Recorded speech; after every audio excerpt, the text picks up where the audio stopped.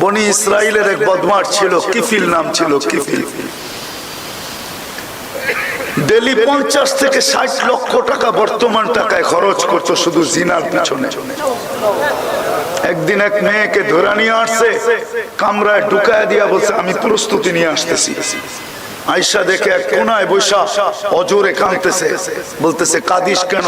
জোর করে তো আনি নাই, পয়সা দিয়ে তো নিয়ে আসছি। বলছে শোন কিফিল, আমি বাজারি মেয়ে না, এটা আমার পেশা না, বিপদের কারণে তোর হাতে ধরা দিতে বাধ্য হয়েছি। কিন্তু কাঁদতেছি কেন জানিস? যে এই চেহারাটা কালকে আল্লাহকে কি করে দেখাবো। কিফিল বলতেছে একদিনে যদি তোর এই অবস্থা হয়, তো আমি তো এটা অভ্যস্ত, আমার জীবনটাই তো এটার ভিতরে কেটে গেল, তো কালকে আমার কি হবে? বিদায় বোন, তোর গায়ে আমি হাত দিব না, পয়সা দিয়া দিলাম।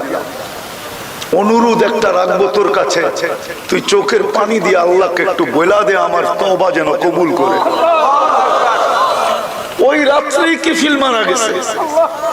সকালের সোনালী অক্ষরে দরজায় লেখা উঠছে কদ গফারাল্লাহু লিকিফলিন, আল্লাহ কিফিলকে মাফ করে দিয়েছেন। কথা বেশি হওয়া কোনো জরুরি না, অল্প হোক, যদি দিলে গাইথা নিতে পারি।